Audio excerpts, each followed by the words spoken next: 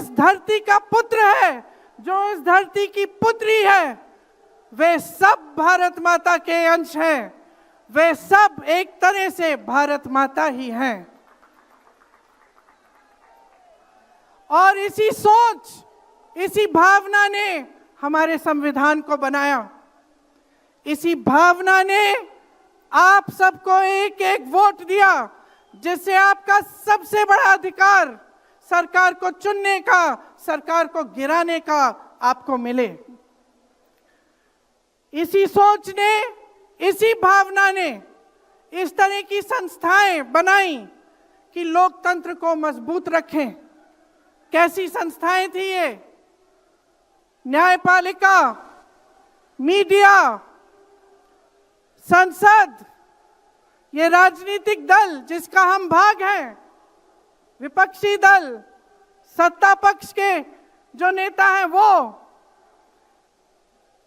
चुनाव आयोग, ये सब जनता के हित की रक्षा के लिए बनाए गए। इसीलिए जब आज हम देखते हैं कि इन सब संस्थाओं को कुचला जा रहा है, तो एक एक भारतवासी को उठना चाहिए, जागना चाहिए और ये समझना चाहिए कि जो वार हो रहा है वो सिर्फ इन संस्थाओं पर नहीं, लेकिन हम सब पर, आप सब पर, एक एक देश के पुत्र पर, एक एक देश की पुत्री पर वार हो रहा है। और इसे समझना बहुत ज्यादा जरूरी है। आज न्यायपालिका दबाव में है। सारी मीडिया, मेरे भाई बहन मीडिया के जो यहां खड़े हैं, बेचारे मजबूर हैं। सारी मीडिया या अडानी जी की है या अंबानी जी की है। आज परिस्थितियां ये है कि पिछले आम चुनाव में मुख्यमंत्रियों को जेल में डाला गया, कांग्रेस पार्टी का बैंक अकाउंट बंद कर दिया गया, भ्रष्टाचार के नाम पे तरह तरह के इल्जाम लगाए गए जिसका कोई प्रमाण नहीं है। ईडी भेजी, इनकम टैक्स भेजा, सीबीआई भेजी, और जैसे जैसे जिनका दिल कमजोर था, जो सह नहीं पाए, वो उनकी पार्टी में शामिल हो गए, वैसे वैसे इनकी वॉशिंग मशीन उनको धोकर उनको पाक बनाती रही। आज संसद को देखिए, संसद को देखिए, मुश्किल से एक सत्र में एक दो बहस होती हैं।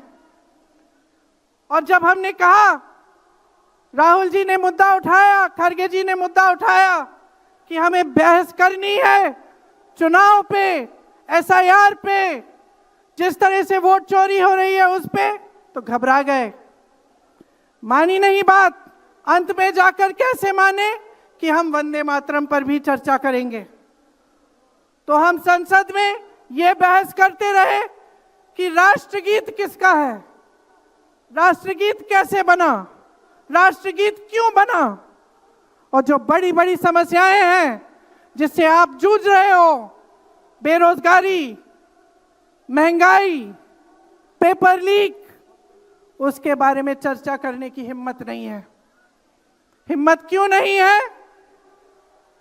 क्योंकि अगर इनको एक असली चुनाव लड़ना पड़े, मैं चुनौती देती हूं, एक सही चुनाव लड़ लें, बैलेट पे लड़ लें, तो ये खुद जानते हैं कि कभी नहीं जीत पाएंगे।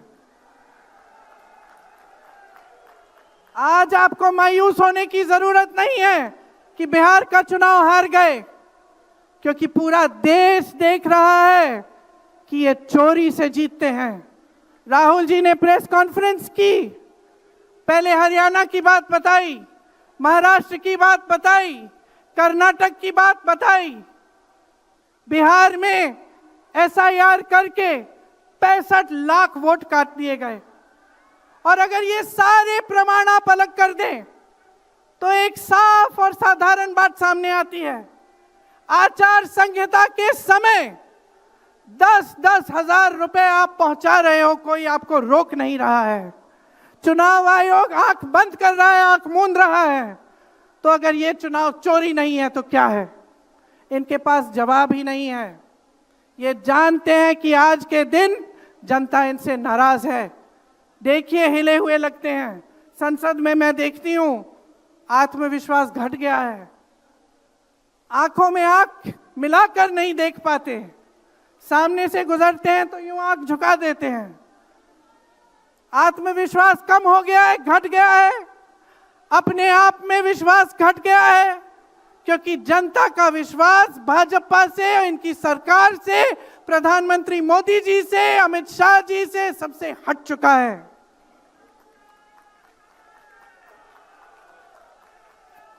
आज इनको चुनाव आयोग की जरूरत है। चुनाव आयोग के बिना ये चुनाव नहीं जीत सकते।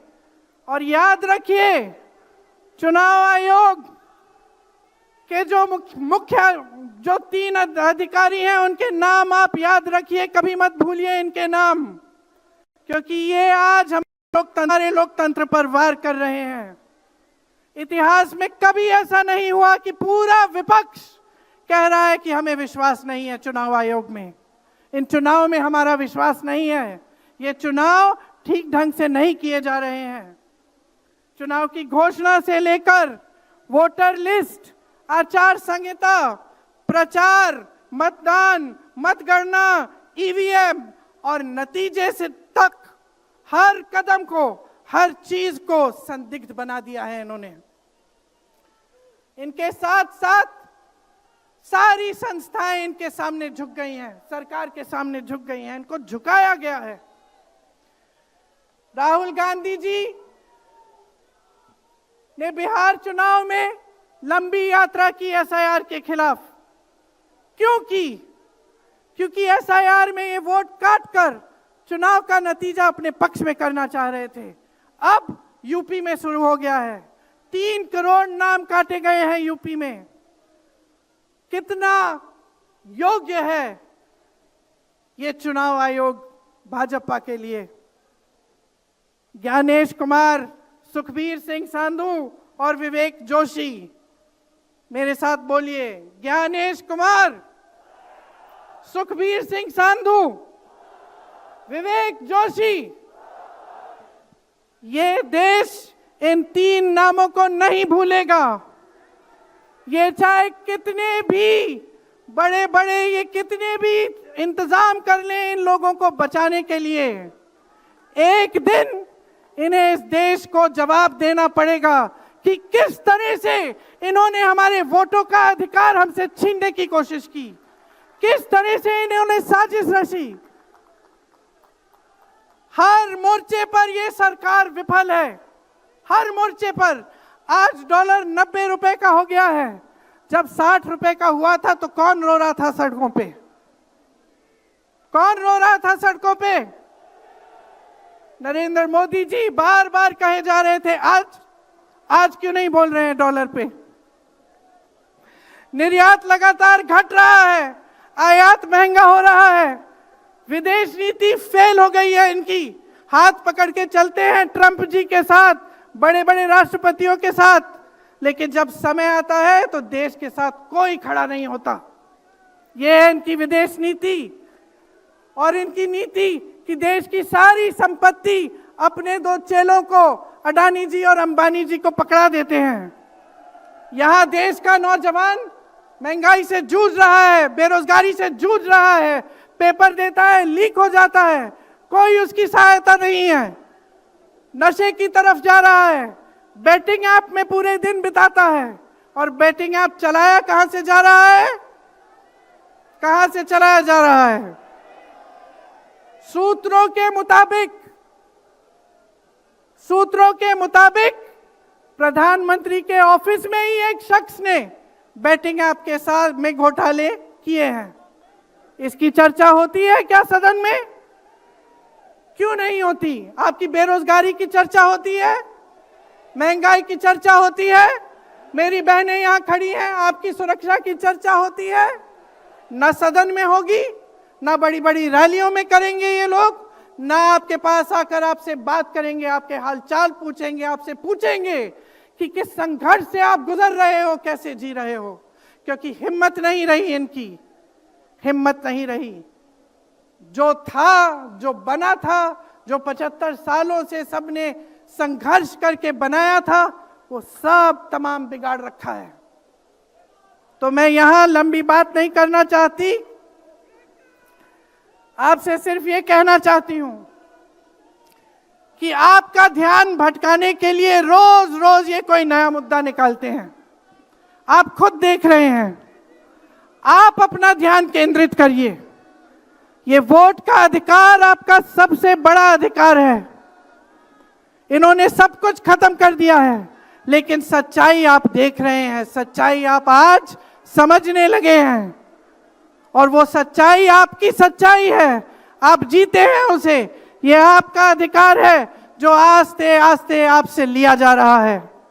हमारी एक लंबी लड़ाई है, भारत माता की आत्मा की रक्षा की लड़ाई है। राहुल जी 8000 किलोमीटर की यात्रा करके आए हैं। देश भर में पहले पैदल चले, फिर यात्रा की इन्होंने किस लिए? न्याय के लिए, देश की एकता के लिए। हमारे अध्यक्ष जी खड़गे जी, इस उम्र में मैंने देखा है 47 डिग्री की गर्मी में हेलीकॉप्टर से उतरते हुए ऐसे बड़े बड़े मंचों में पसीने से लथपथ, लेकिन झुकते नहीं हैं, हटते नहीं हैं, चलते रहते हैं। ये है हमारी कांग्रेस की शक्ति। ये वही शक्ति है जिसने स्वतंत्रता संग्राम में हमें आजादी दिलाई। ये वही शक्ति है जो सच्चाई से पीछे कभी नहीं हटेगी। ये वही शक्ति है जो आप सबको यहां लाई है। आज आपको ये संघर्ष की शक्ति दी है कि इस माहौल में इस समय आप खड़े रहे अपनी पार्टी के साथ। ये देश की महान जनता है, और हम अपना दायित्व समझते हैं, अपना धर्म समझते हैं कि हम आपके वोट की रक्षा करें, संविधान की रक्षा करें और आपके अधिकारों को मजबूत करें। इसलिए आज हम यहाँ आपके सामने आए हैं ये कहने के लिए कि हम लड़ते रहेंगे, हम कभी नहीं झुकेंगे, हम कभी नहीं रुकेंगे। धन्यवाद। जय हिंद।